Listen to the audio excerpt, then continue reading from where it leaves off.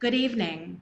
My name is Corinne Carey, and I am a Senior Campaign Director for Compassion and Choices, and I work in New York and New Jersey. Welcome to this very special event, a re-airing of a lecture that pioneer filmmaker Barbara Hammer delivered at the Whitney Museum of American Art on October 10th, 2018.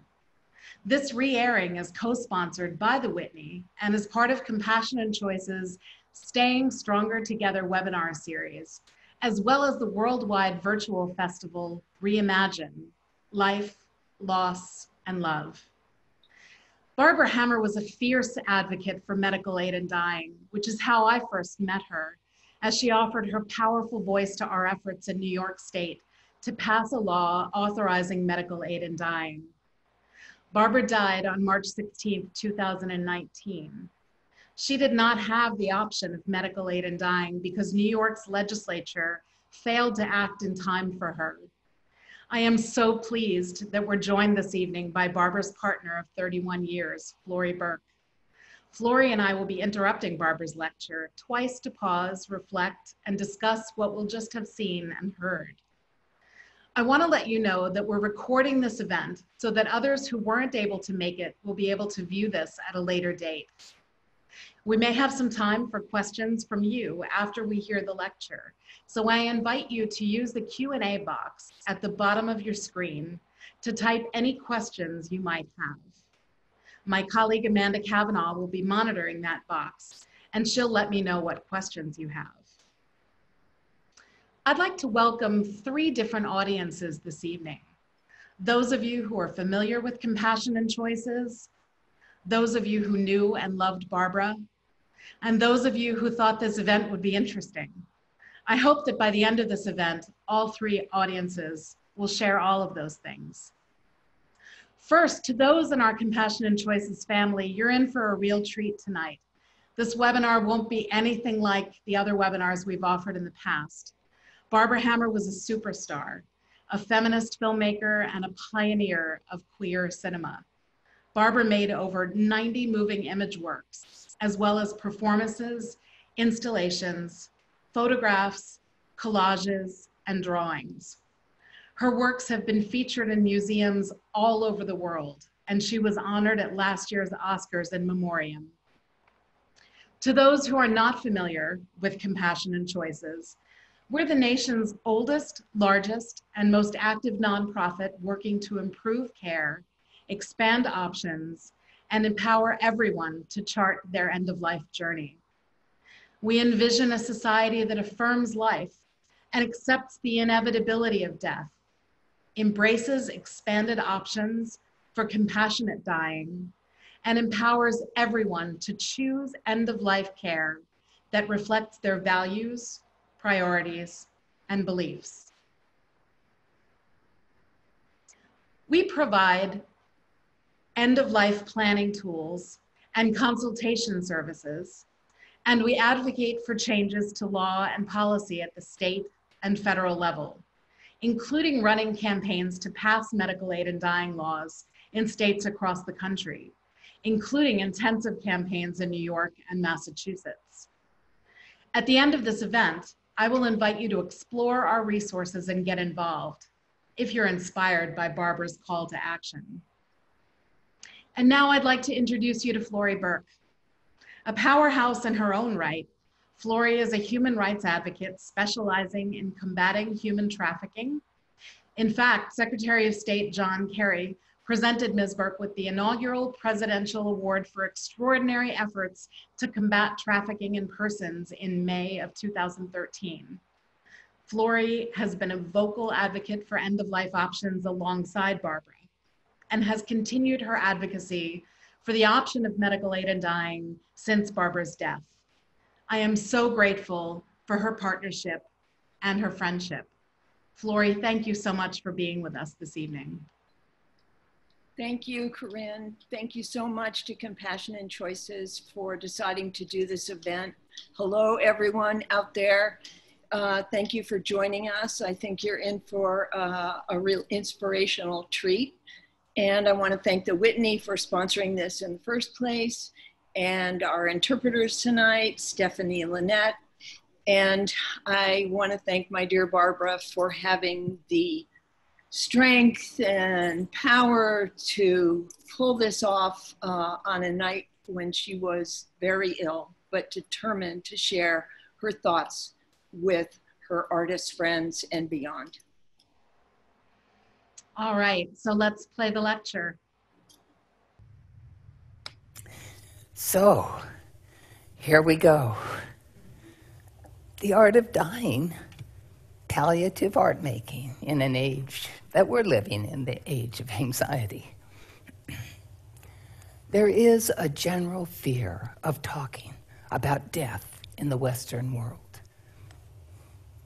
It is as if by not mentioning and discussing it, it would go away.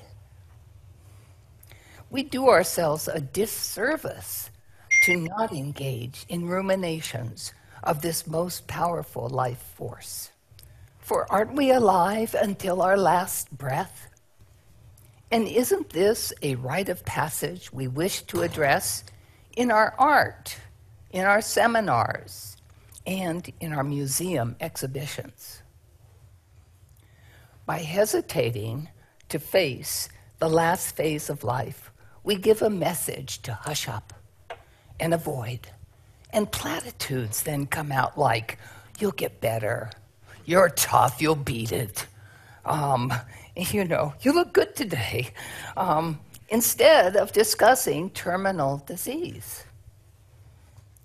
We, in the art world, all of us, artists, curators, administrators, art lovers alike, are avoiding one of the most potent subjects we can address. I'm happy to see that there is a recent change in our few organizations that are planning seminars on health, illness, death, and dying right now. And artists are coming out with transparency, finally, as they break the fear of coming out as being ill. And you can think of what the ramifications of that are for an artist. Guess what? The art of dying is the same as the art of living. Whew, we got that over with. We can all relax now, right? The pain of living in these times, as we all know, of inhumanity, requiring resistance, marching, demonstrating, can be relieved by making art. Relief from pain through palliative art making can save us discomfort from living with this injustice and violence that we see every day. But it does not treat the basis for the pain. We can change the underlying cause of pain: disrespect, racism, sexism, classism, ageism, physicalism, on and on, with brave, strong art. We know the pleasure that comes from the creative process, whether it's defiance of restrictive social mores or deliverance through ecstatic expression. Our art can make a difference.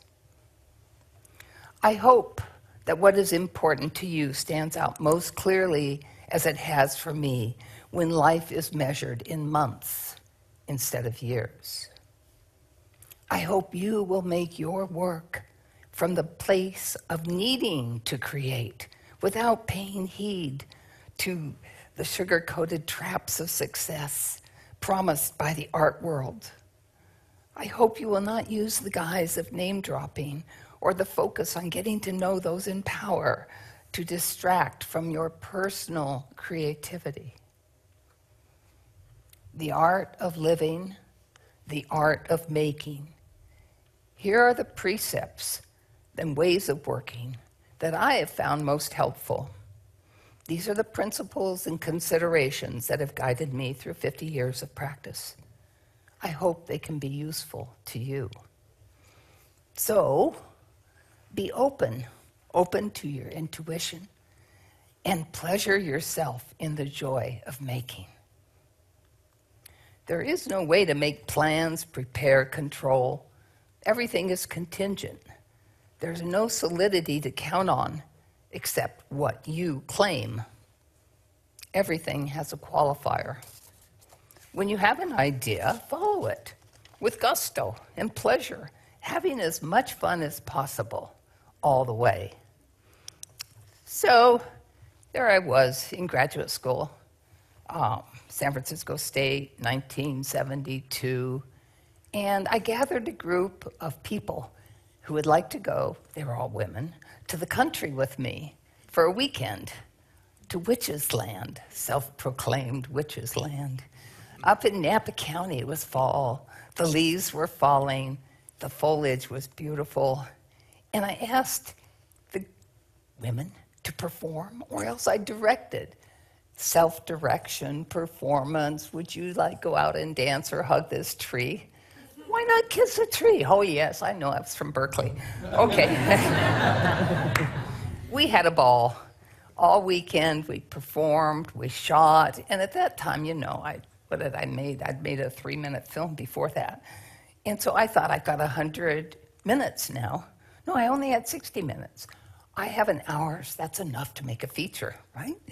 So I thought, okay, the weekend's over, let's all go back home. We had a good time. So we went back, and I went into the editing room at San Francisco State and locked myself in to spend the night cutting. And let me tell you, the footage was there, but I was so bored. I fell asleep. So I cut 60 minutes. I don't know, I keep saying 100. 60 minutes into 2 minutes. Woo! I cut for the action, but there was so much beautiful footage that I thought, I've got to show that. So I started layering it so that my movie scope was holding 4 pieces of film going through at one time. And of course, you couldn't see it very smoothly, but I could get an idea of what I would get. And it went to the lab then, sight unseen. I had great pleasure in making Didactics, 1974. I give it to you now.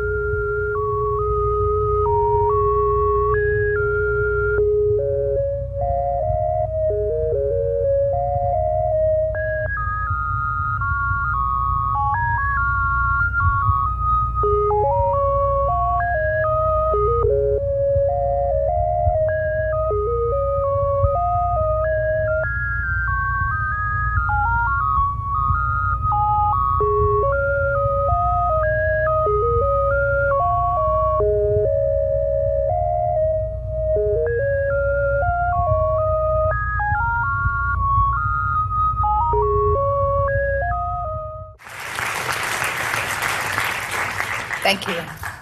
Sometimes there isn't spontaneity, there's intention. The reason is didactics was misunderstood back in the early 70s. It was seen sometimes by some people as pornographic. And I wanted to set the record straight. This was not my intention, was to make a film to arouse, although if you were, that was fine, but it was not my intention. So I had no idea of what to do at first, and then I realized that I needed to make work that would be clear, that you would understand that this work was made from the sense of touch. That my experience of the world, for instance, seeing this floor, the smoothness on it, the scratches on it, I actually am feeling it in my body while I'm looking at it. Jung identified it as one of 4 major kinds of intelligence. It's called sensation. Not sensation, like a rock show, although we could have that today too, but sensation that you feel in your body. And that's the way I primarily experience the world. There's intuition as well, there's intelligence, and there's joy of feeling, but an emotional intelligence. So I began to study the sense of touch, and I was shocked to find that there was only one book in the library by Ashley Montague on touching. And in reading that, I found out that I wasn't too surprised that the clitoris makes up most of the area in our brain of our sense of touch, along with the primary fingers and the penis and other areas of the body, but it makes up a huge area that I don't think we're conscious of and that we spend enough time thinking about.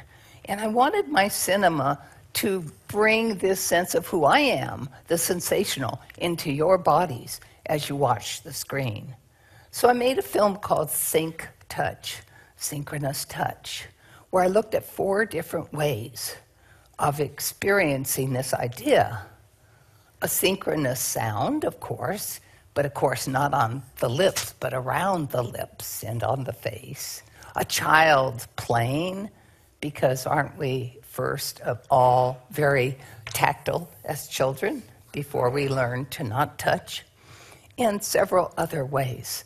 A French lesson becomes extremely tactile, and this became the film SANCTUS. And I want you to become aware of your physical body through watching this film. Of course, we just have 4 clips, and they're short, so don't be down on yourself if you don't have the experience. I'll invite you back another time. Let's roll SANCTUS.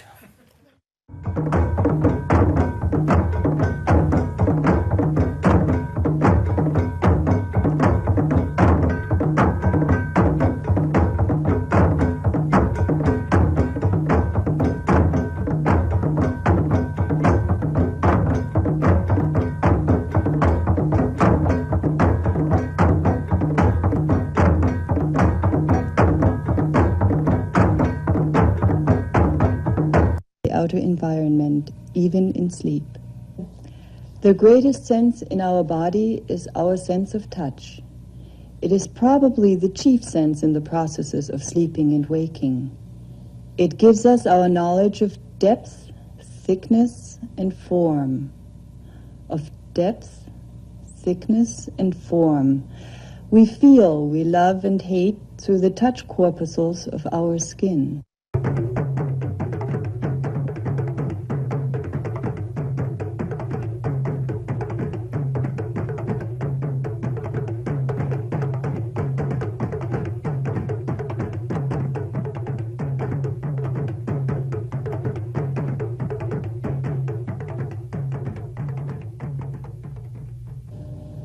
La langue féministe.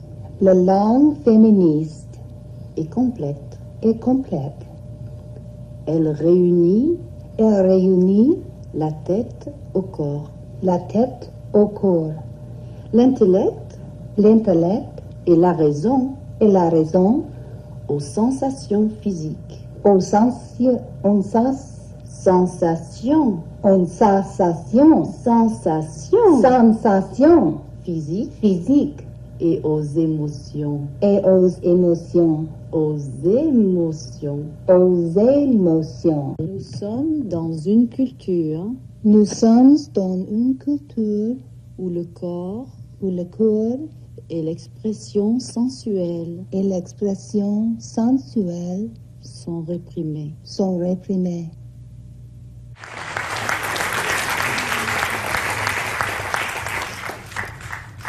Sometimes there's pain in creating, and it's not something to avoid. I know that a few of my most successful films have come when I've either cried at the editing bench or I found myself menstruating outside of my period time. I knew I had something powerful when I had this emotional body reaction to what I was making. David Wojnarowicz made fragile, deeply dark installations of rage and dying, as seen recently during the retrospective here at the Whitney and at the gallery PPOW. Can we assume that he found some relief by making these extraordinary tracks ignored by our AIDS blind society and complicit government? I think I can say that he did find energy and passion to make this work that drew directly from his pain of living with AIDS. And aren't all artists dealing with mortality with every brushstroke, every frame of film? Then we can say, aren't all people living with mortality, no matter what their profession or life choice? The question becomes one of awareness. Is the artist perhaps unconsciously at first trying to fight inevitable death by stacking up the artworks, hiding the foregone erasure of the body, ensuring a mark on cultural history, or assuaging daily anxiety from the consciousness that life will end? Working with the extraordinary collection of Dr. James Sibley Watson's moving X-rays of the human body, I was profoundly moved by the beauty of the interior organs, the skeleton structure, and the bodily fluids. Knowing that these images were gathered by a dangerous method, the people were being exposed to X-rays while they were being filmed, I felt pain for those whose lives may have been shortened, at the same time that I felt beauty for the interior of the body. SANCTUS is 19 minutes, and we'll watch a few clips of this 1990 16 millimeter film now.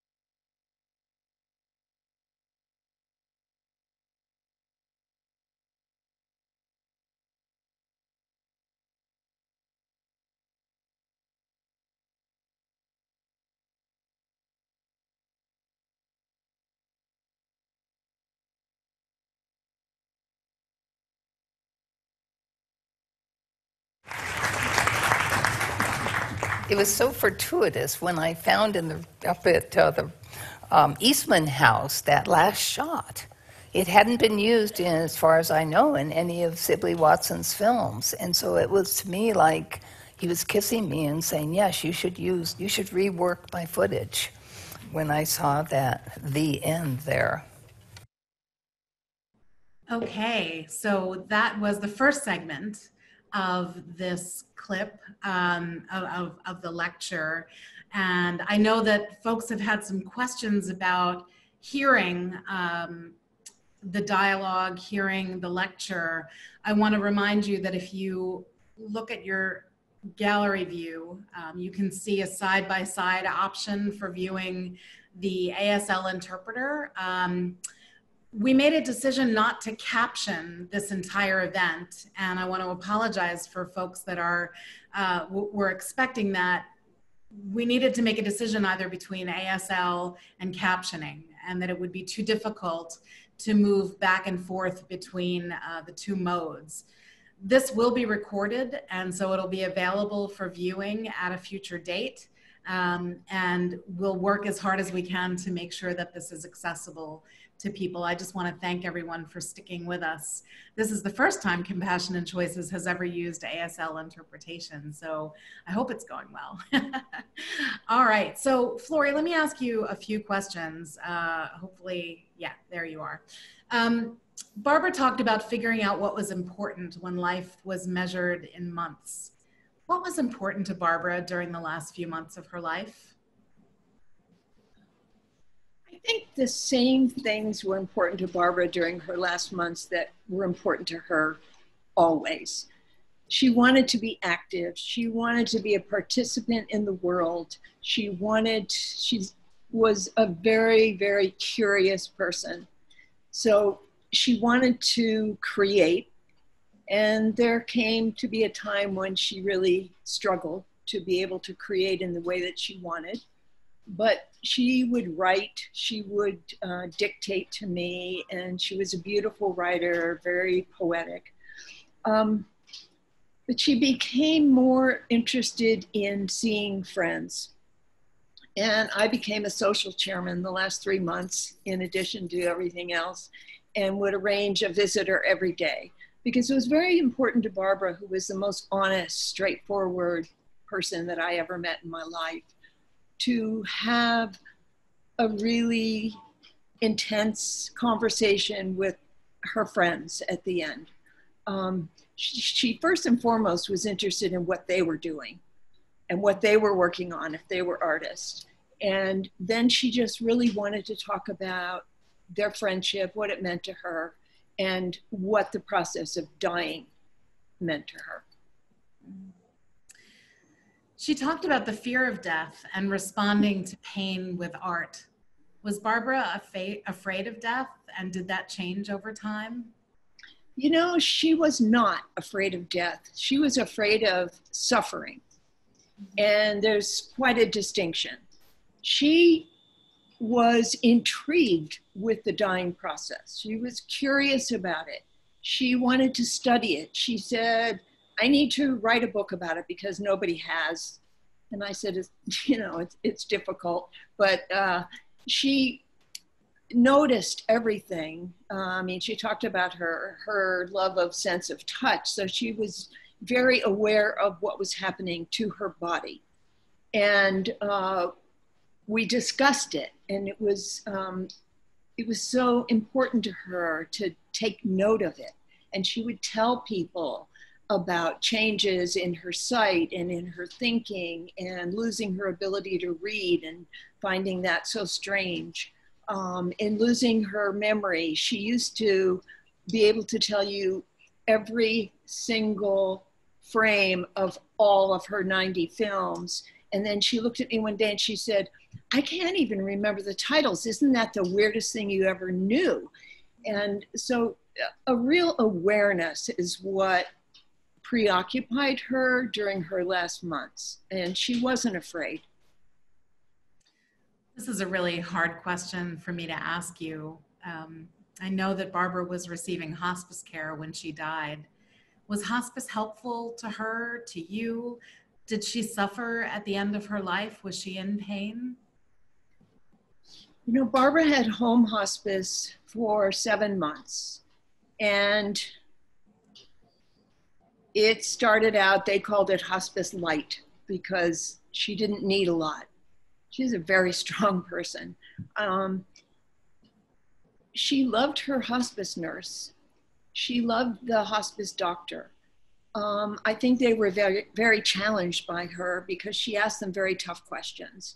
And she said, you have to give me the answers, and don't beat around the bush, and don't talk about it to my partner in the other room. You know, everything you say, I want you to say here.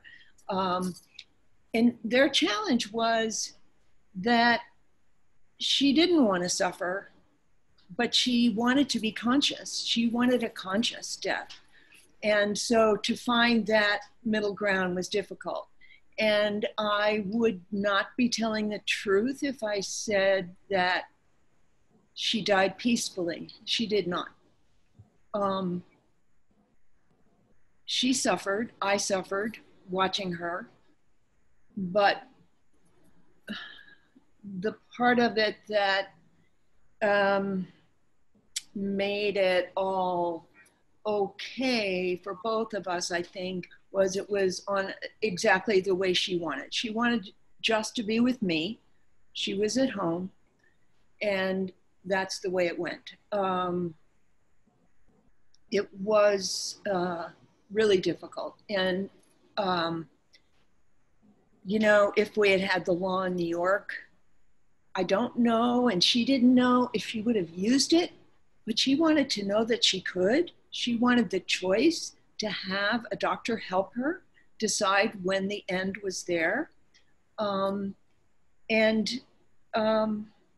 think it was too bad. I remember when Senator Hoylman came to our apartment because Barbara couldn't go testify, and he would graciously came and they talked about it. And she said, "Are you going to get that bill passed this year?" And he said, "No, not this year, but we will." I think I'm going to leave it there and go back into, I mean, what can I say after that? Let's go back to the film. Speaking of the end, everyone has a right to die when she wishes. Thank you. We don't have the right to choose our birth, but why don't we have the right to choose our death and determine the time of it, should we wish to? This especially applies to people like me with terminal cancer. I have lived a good long life. I just know that you know that. But now I have reached a period of living with increased diminished capabilities due to a cancer that can't be cured, and for which I have had every treatment possible. I am in palliative care and preparing for the end. I feel fortunate that I have the awareness of this approaching death, allowing me to make plans, say goodbyes, and settle affairs. But I'm angry. Not about my impending death, although there have been times when I have been angry about that, of course, but that the government has determined that I must linger through probable unconsciousness, pain, or in a deep drugged state, preventing me from being aware. I prefer a conscious death. A death I can be proud of. A dignified death. A death where I have a chance to clearly say goodbye to friends and family. A death where I'm able to save my spouse the agony of watching me suffer or lie in a coma for days. I tell you now that this is my life and should be my death. I should be able to ask a physician to assist me in my death. It is I who should determine my ultimate demise, not a government, distant and remote, to whom I owe no allegiance. I should have the right to die with a physician's help. As I stood by years ago watching my father die, in prison by a life-preserving intubation tube from which he could not speak and from which he would never return without, I was luckily asked by an empathetic nurse if she could increase the morphine. This was a rare opportunity, and one most of us facing death in this society will not have.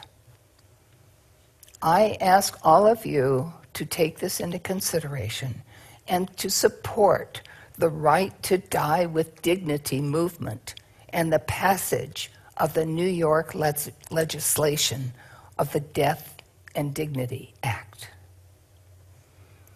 These are some clips from Vital Signs that I made in 2009, a 9-minute film, and the clips, are condensed to a few minutes. Vital Signs.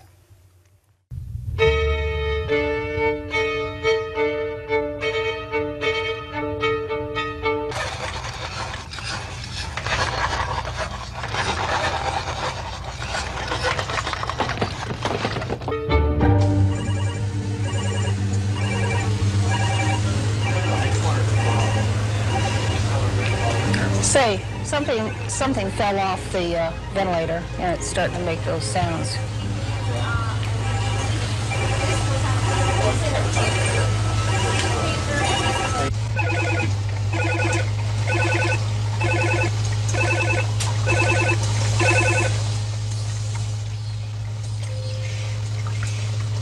Five, 52.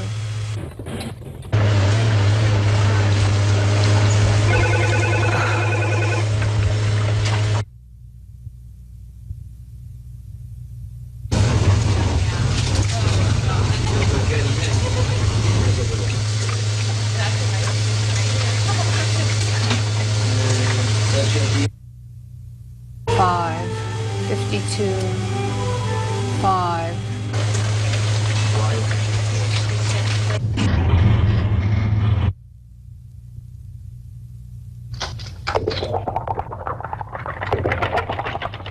But like I said, he could go on like this for days.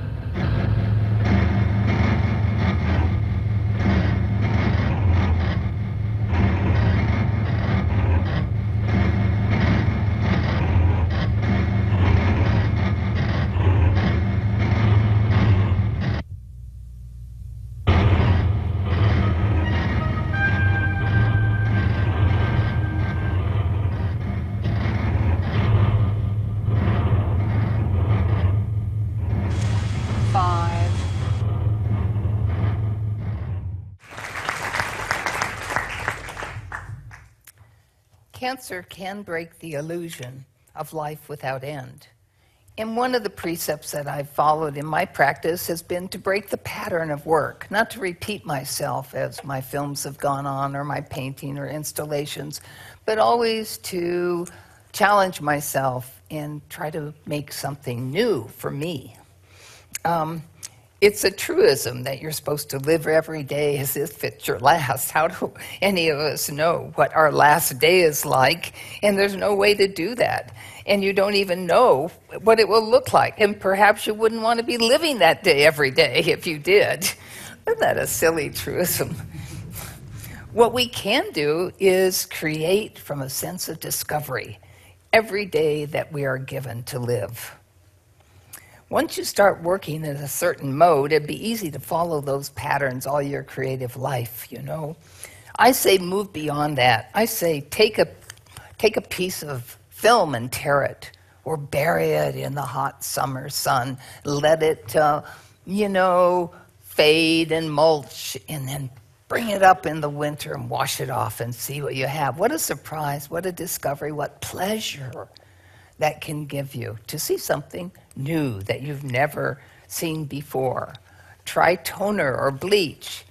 Look at the fragility of film as much as our heartbeat. This is a mode from which to make radical, life-affirming art. So, I'd never seen a film on what it was like to go through chemotherapy. And by now I've had 100 chemo treatments, Florrie counted them. But back in 2006, when the cancer was discovered, I had endometrioid chemotherapy. It went directly into your stomach.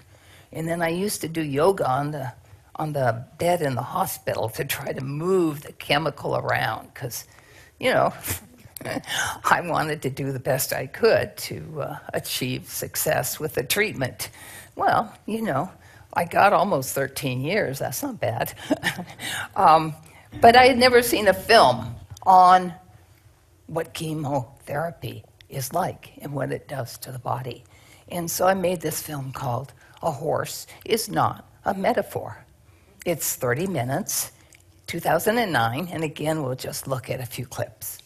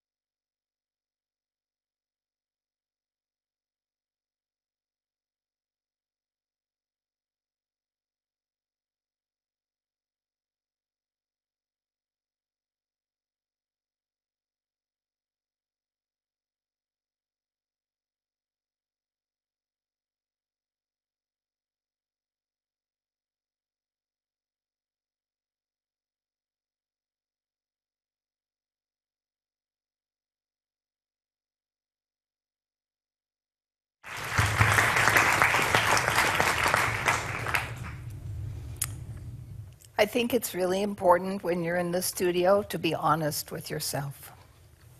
Honest. People speak of cancer using truisms and what they've heard others say. You can't beat it, you're strong. I'm here to tell you that this disease has its own timed progression, and personal strength may be of some deterrence, but not much. And who beats cancer? More egregious comments align cancer with war. You see it in the mistaken analogies in obituaries every day.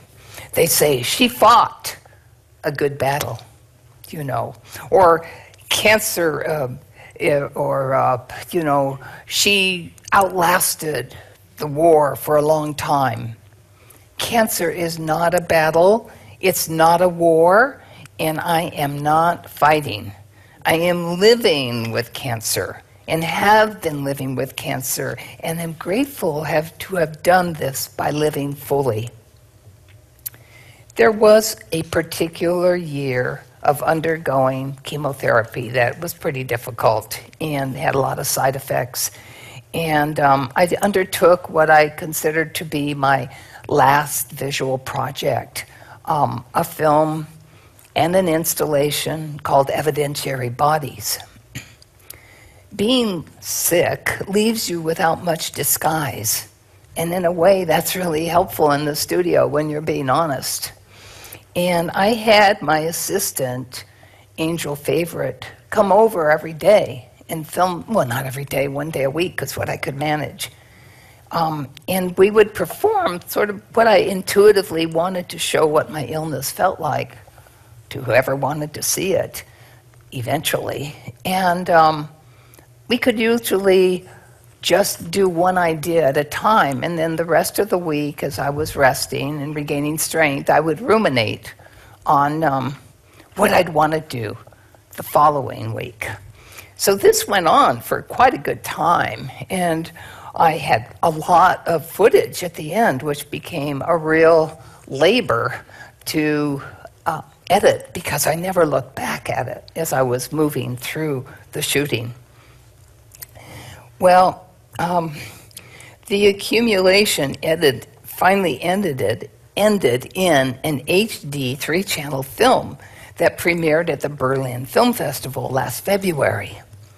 But the projection didn't hold the intimacy for me that I wanted, and you'll see it today like it was shown in Berlin. But I've been honored with a promise to have it during an exhibition of all my work that has dealt with mortality and aging and illness at the Wexner Center for the Arts next summer.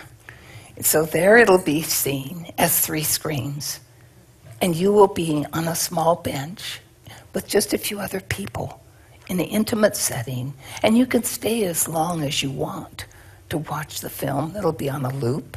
And to enter into that dark, intimate space, you pass through X-ray screens of the chest, 3 or 4 of them, on which are projected CAT scans of my body. And luckily, these CAT scans came in all kinds of beautiful colors. I think it was for UCLA. I was trying to determine why are these, I had like 13 choices from the CD they gave me.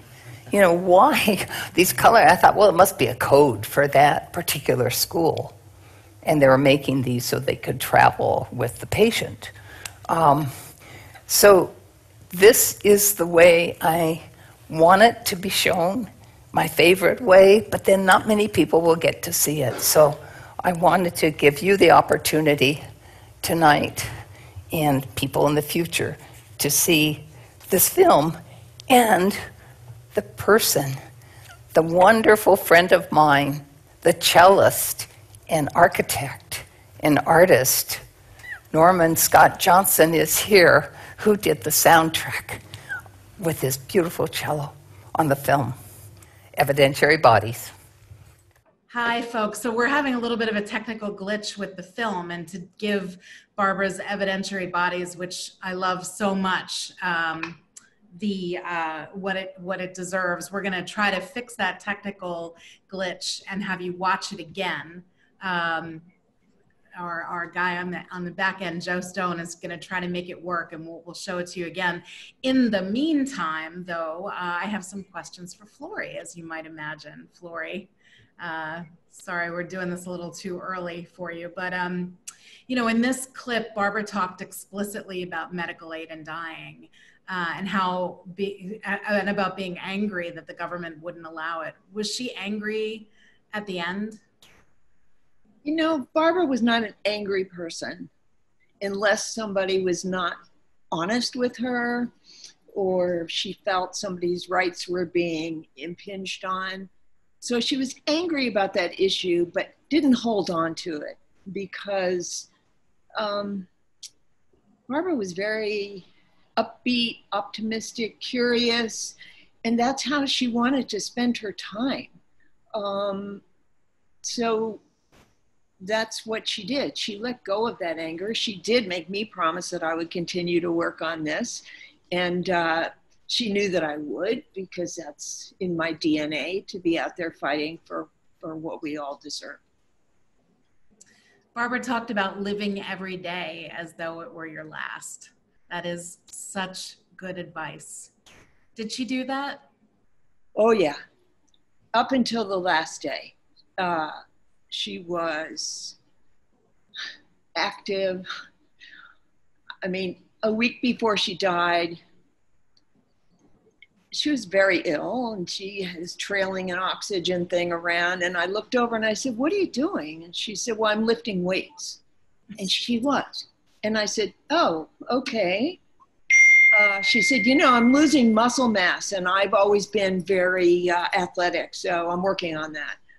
So, she, you know, I think she lived fully. She took joy in her plants, tending what she called her garden, because she didn't go out for the last 3 months of her life. She was pretty much confined to our apartment.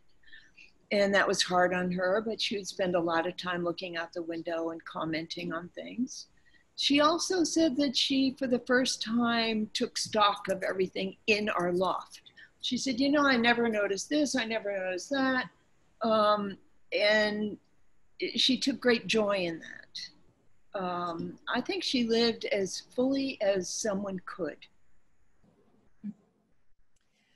Cancer can break the illusion of life with no end. We heard her say that in this clip. How important was it for her to challenge herself and make something new all the time? She created in her sleep. She would wake up and say, well, I finally solved that editing problem. You know, it just, her creative life was so important to her. It was so important. And I think she continued that up until her death in different ways. The way she talked, the way she wrote or dictated for me to write. And she would get angry at me and say, you're not writing enough, so I don't think you're writing everything I'm saying. And I said, yeah, I'm doing the best I can. So it was very important to her. I mean, she did everything. You know, she said in that clip, I'm not fighting, I'm living with cancer. And that's really what her credo was, to live fully with it and acknowledge it. And, you know, she told you that I counted the chemo treatments, 100 of them, and she had lots of surgeries, and she had, you know, she was always pushing for clinical trials and finally got in one. And she did everything that a person could do. You know, I think that's one of the things that we hear from opponents of medical aid in dying, right? Is that, you know, those who want this option are going to give up. And I never saw Barbara give up. Never. Never. And, you know, she said to me one day, she said, people really misunderstand this issue and they think it's suicide. She said, it's not suicide. She said, if I wanted to suicide, I would. I'd look at me, I'm at the window, I would just jump out the window. She said, that's not what it is. It's just having an option to die with dignity. That part was important to her. You know, we'd both seen our parents die in ways that were not at all dignified. And she didn't want that. I think there are a lot of ways to die with dignity. And earlier you said that she died the way that she wanted to, with you at home. Do you think she died with dignity? As much as she could. I think she would have liked to have been more in control. I think, but I do think that she remained conscious. She did not want as many drugs as maybe hospice would have given her, because she wanted to remain conscious until it was, you know, too debilitating. She called the shots, you know. She was in charge in a lot of ways, but I think that if she'd had a choice, she would have felt more relief and not worried so much. She was anxious about the suffering. You know, when you think that you can't breathe, her ovarian cancer metastasized mostly to her lungs. And so breathing was of a big concern to her. And that made her anxious. And I think if she had had a physician who could have gone through this with her, that anxiety would probably have been lessened. You know, Barbara said this, certainly, and so many people who advocate for the right to medical aid in dying say this. They say that they don't want to see their loved ones suffer. They don't want their loved ones to watch them suffer and then as a result suffer themselves. She said she wanted to spare you the agony.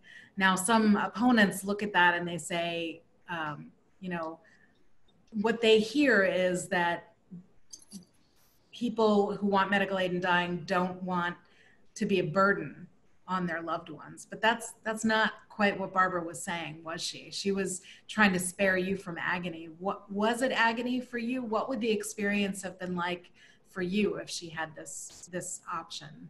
Well, you know, it wasn't agony. My life with Barbara was one big adventure. We had an incredible love for 31 years. We had fun together. We respected each other. We had very different careers. We supported each other. The agony for me was the thought of not having her, losing my partner, in life, not having her with me. And that's still agony and horrible. It's much worse than going through the dying process with her. And I think, you know, talking to other people and talking to people in my bereavement group, we were so fortunate because Barbara was so open about everything. She didn't want anything hidden. She wanted to talk about everything. And that made it a process that was a joint sharing process to go through together, like we'd gone through so many other things together. And of course, I was also anxious about her suffering at the end. And we discussed that too. I mean, there wasn't a thing. You know, she said to me the day before she died, she said, well, I've said my goodbyes to people. I've got everything pretty much in order. And I've done everything I want to, but I really just don't want to suffer. So if there'd been an option, I think it would have been easier on both of us. We wouldn't have had that level of anxiety that's kind of always with you, like, when is this going to happen and what's it going to be like? I would love for us to see Evidentiary Bodies. It's one of my favorite films of hers. And so I'm wondering, Joe, our technical person on the back end, I'm wondering if we can cue that film up again. Are we ready? Because it's so important to see that image of the face. It is, it is. All right, here we go.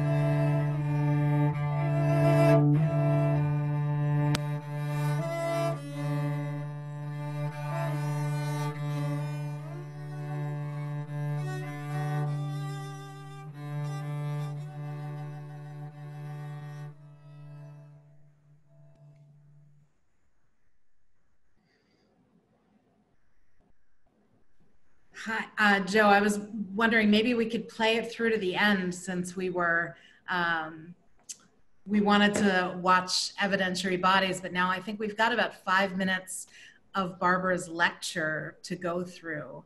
And then Floria, I have just a few more questions for you before we open it up to the audience. So Joe, if you can cue up the last part, and I just want to remind folks, if you've got questions, put them in the Q&A box and we'll get to them at the end. So Joe, are we ready to start the last segment of the lecture? Thank you. Like a conscious death, there's also the conscious archive.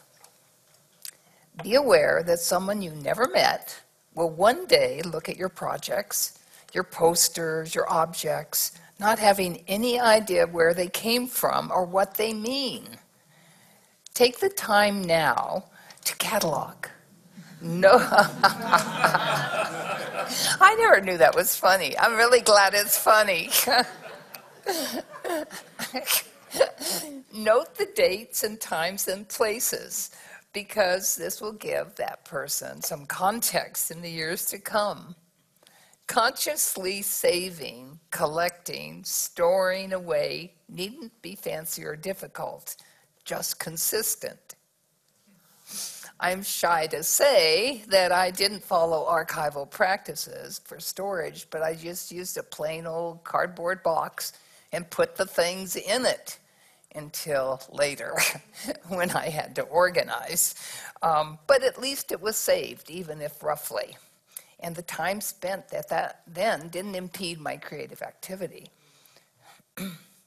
Be conscious, too, of the importance of the choices made of what to save and what to discard. For example, I had a digital printing project. All the notes of the sizes, the papers I used, and the printer I used were saved. The quickly printed Xerox references that showed all the different pieces I could do in the week I had at this residency were saved.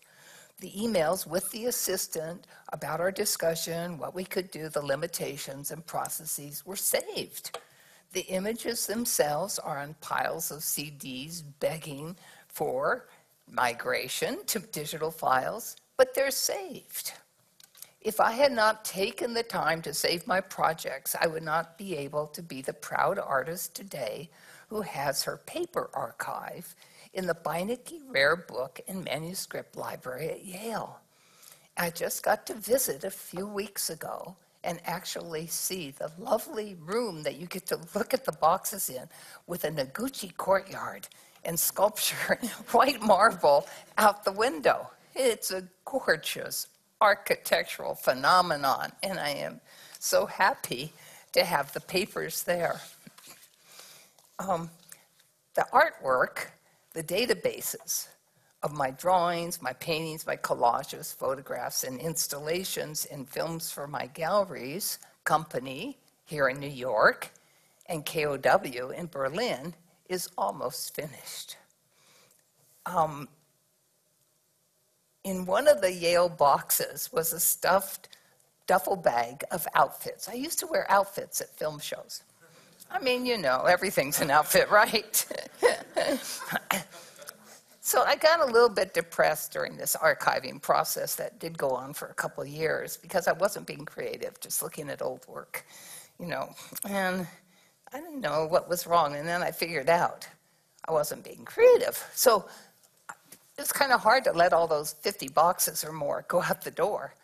And so when this duffel bag was going to go, I thought, wait a minute. And I held it back and had Flory come over for art direction and Lou Bank come to film me. And I put on 12 of my favorite outfits with my precious films, cameras and light meters and all the paraphernalia that goes with filmmaking. And I was able to have a lot of fun wearing the Super Dyke t-shirt one more time and a cultural workers jumpsuit and strike crazy poses, resulting in 12 digital images, and for you, a 45-second GIF.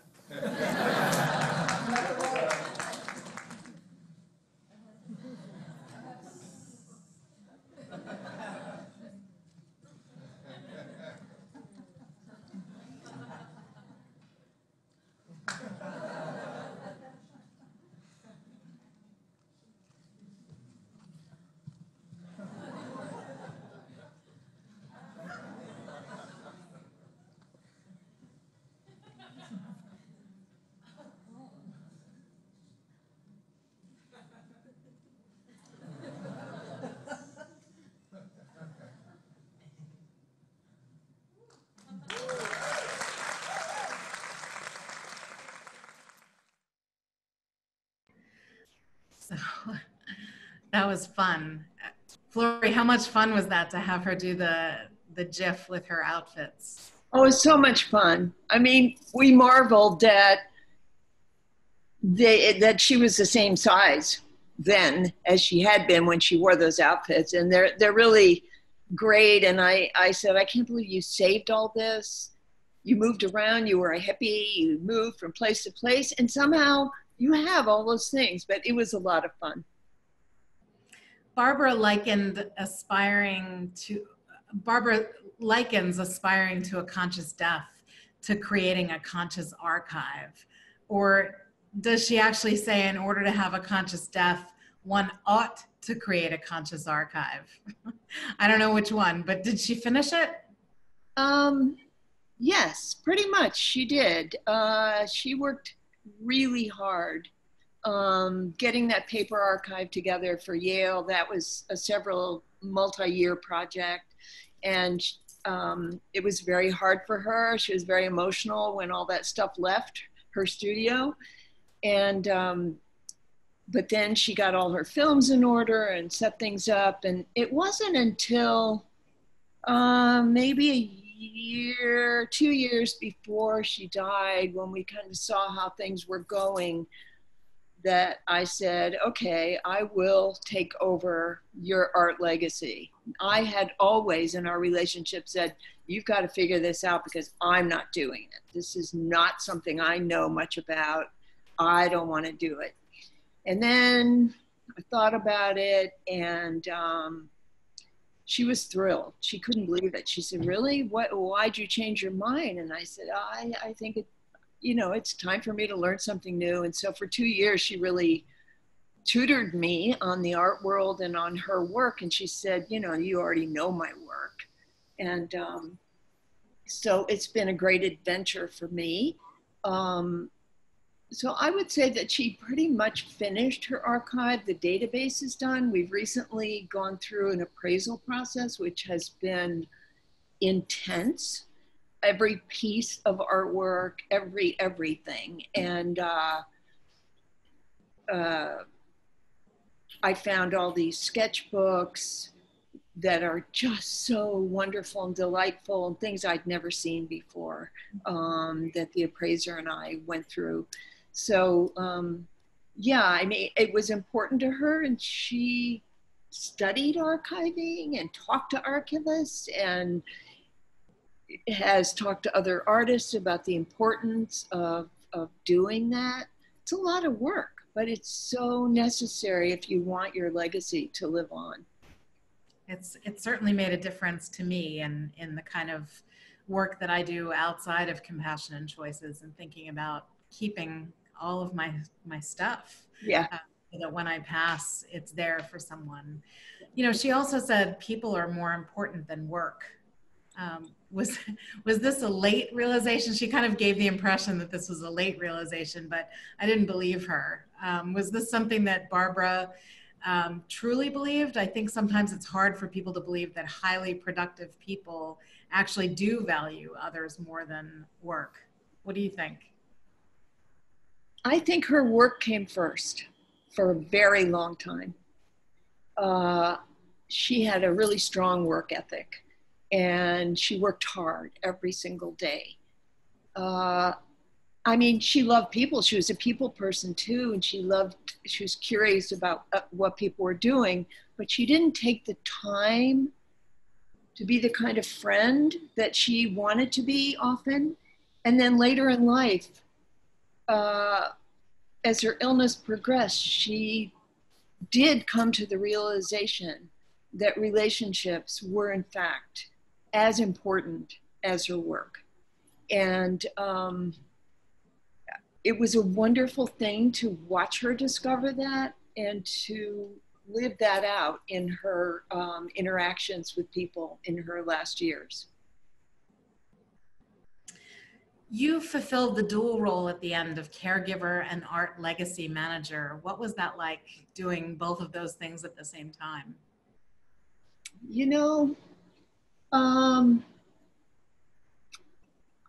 The art stuff we were still doing together because she was alive and I could consult with her. And the caregiver, that's sort of also in my DNA. My professional life has been about caring for others, and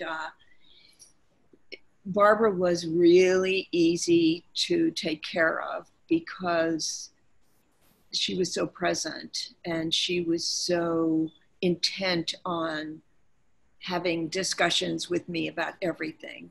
And I had support from friends. I think that's so important when you're a caregiver, to have support, to not be left alone. I mean, most of the attention is on the person who's ill, but it's really important to be able to have someone care about the caregiver. So I got those supports in place, and I had friends that, you know, checked in with me every day, and that meant the world. That's what got me through. Well, we've got some questions from the audience, and quite an audience it's been. We've had folks from all over joining this webinar. I want to thank everyone for joining us. Lars asks this question. He says, "Hi all, I hope you're all staying healthy and safe. I had the pleasure of meeting Barbara at a Temple University talk with Elizabeth Subrin. Barbara, I hope I'm saying that right. Barbara Yeah. was a fantastic speaker as expected and signed one of the books I had with me. She signed it, 'Thanks for the permission. You know what I mean. Take risks.' Was there anything too risky," Lars says, "for Barbara? And how did she quell the thoughts holding her back from creating risky art?" Was there anything too risky? Yeah. Nothing was too risky for her. You know, she just met things head on and wanted to take things that were taboo, wanted to take things that were hidden, wanted to explore who was left out of history and bring those to light. And that was what all her work was about. And she made work that was pleasurable for her. So I don't think there was anything too risky. Okay. You know, Flory, this next person, Hope, asks a question. She says, "I don't want to be too insensitive, and if you don't want to answer, that's fine." So we're all giving you permission to say that you don't want to answer.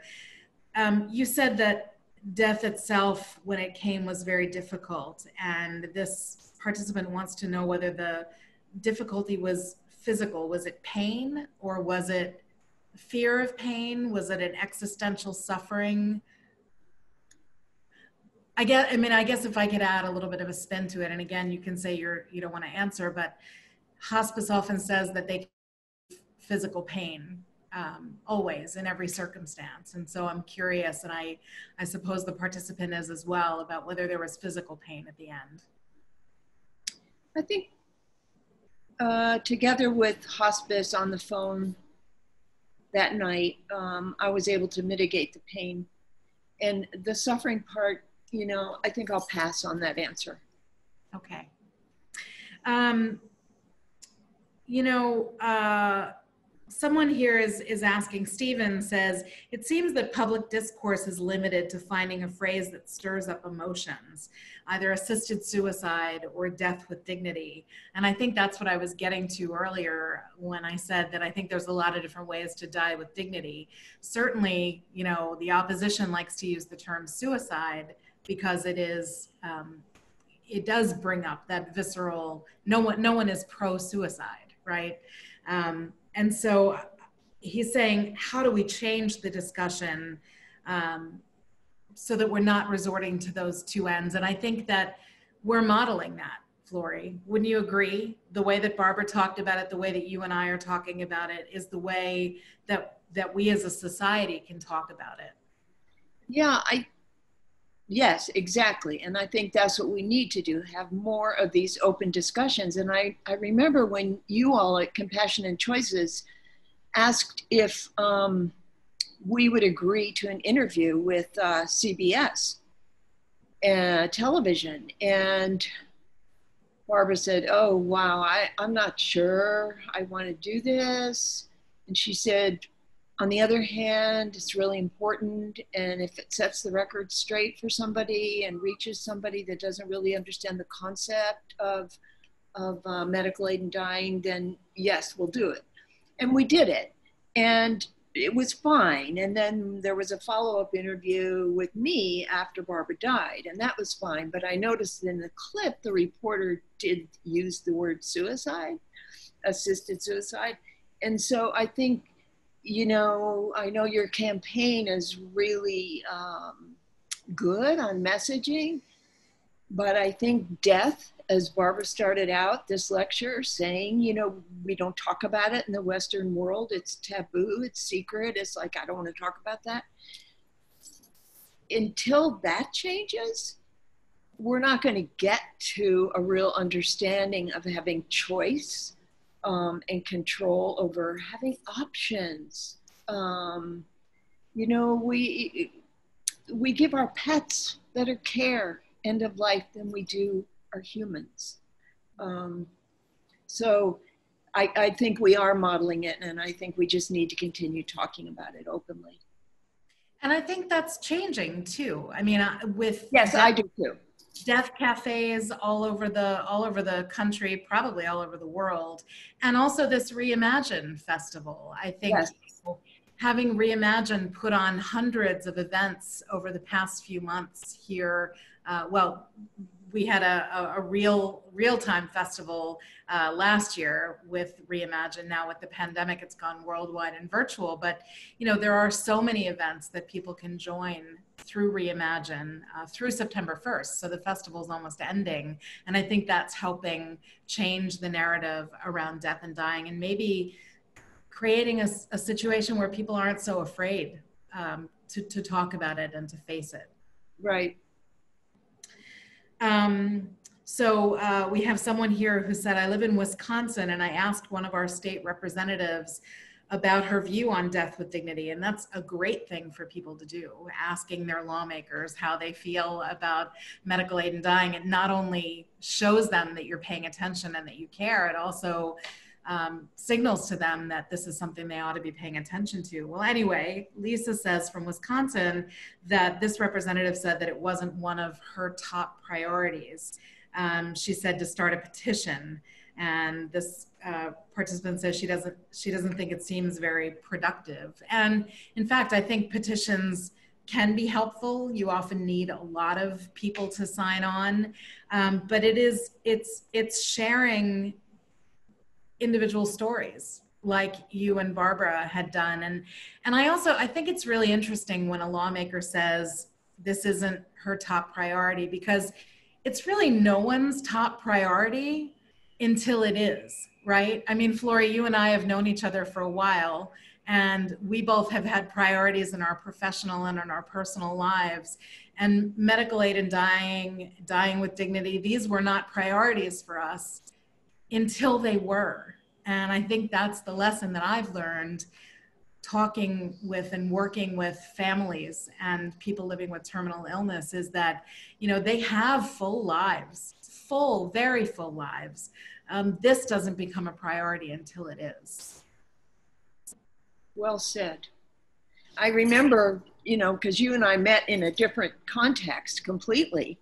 And when Barbara became very ill and we were talking about her dying process, I told her that I knew you and I knew what you were doing now, and that I wondered how she would feel if I reached out to you to see if there was something that we could do to help, because I think she's a very good spokesperson.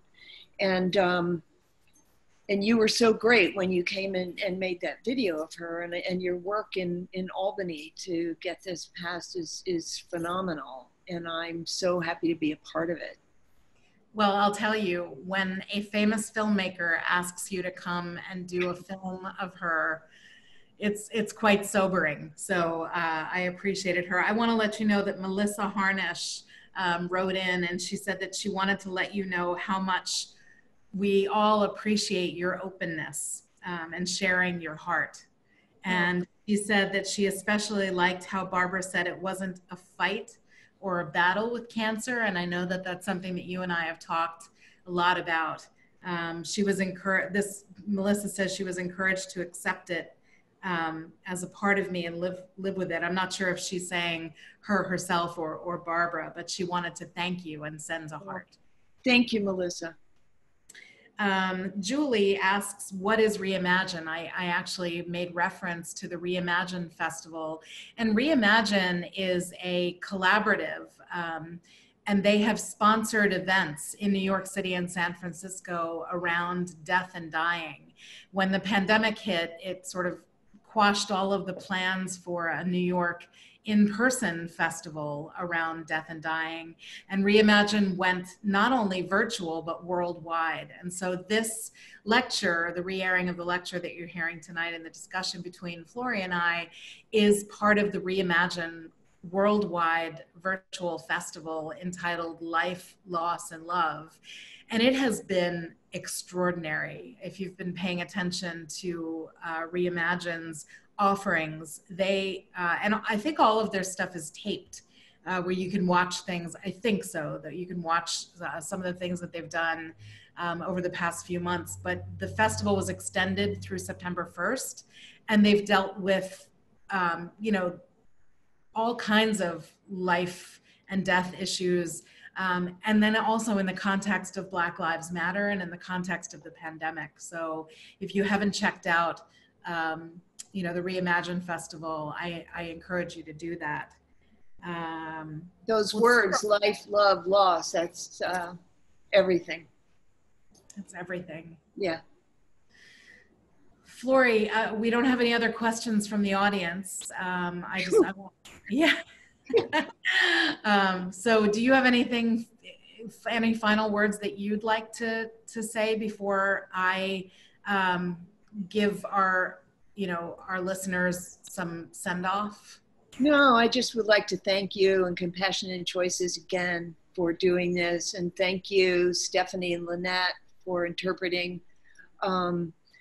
It's been difficult for me, but very satisfying too. I love seeing Barbara and hearing Barbara, and I'm glad to share her with whoever's watching. So thank you. So if you have been inspired by Barbara's words, if you want to honor her advocacy, I ask you to go to our website, www.compassionandchoices, all spelled out, .org, compassionandchoices.org, and search for Barbara's page. You can just type her name into the search bar. You can watch the video that she recorded asking lawmakers to pass New York's Medical Aid and Dying Act. And after you watch the video, you can take action by sending a quick, simple message to lawmakers that represent you in Albany. There are also ways to send messages to lawmakers all over the country. I want to let you know about some of the resources we have to offer at Compassion and Choices. We have a full suite of virtual tools that you can use to help you think about and plan for the kind of care that you want at the end of your life. We recently developed new tools for those of you thinking about end-of-life care in the midst of the global COVID-19 pandemic. You can find those tools by, again, going to our website at compassionandchoices.org and looking under the Plan Your Care tab. I also want to invite you to participate in upcoming webinars that are part of our Staying Stronger Together webinar series. Next up is another really interesting event, Every Picture Tells a Story, on September 3rd. You can view past webinars and register for that one by visiting the Take Action section of our website and looking for the section titled Webinar Series. And you can follow us on various social media platforms like Facebook and Twitter. I want to express my deep gratitude to Flori for sharing her intimate thoughts with us about her life with Barbara, particularly the difficult parts at the end. Thank you. I want to thank our technical support folks on this call, Joe Stone and Amanda Kavanaugh. This was challenging. It was the first time that we've done something like this. And I also want to thank, I hope I'm doing that right, thank our interpreters this evening, Stephanie Fine and Lynette Taylor. You know, as I said, this is the first time we've offered ASL interpretations during one of our events, and I'm so glad that we were able to do that this evening. And most of all, I want to thank all of you for joining us this evening. If you've enjoyed this event, I invite you to visit our website and make a donation. Compassion and Choices is funded almost exclusively by individual donors like you who are committed to issues of end-of-life care and choice. Please consider making a donation to help us expand our work and ensure that everyone's priorities and values are met at the end of life. Every donation of any amount makes a difference, as these donations allow us to continue improving care and expanding options and offering programs like this. Thank you once again for joining us this evening. Have a good night.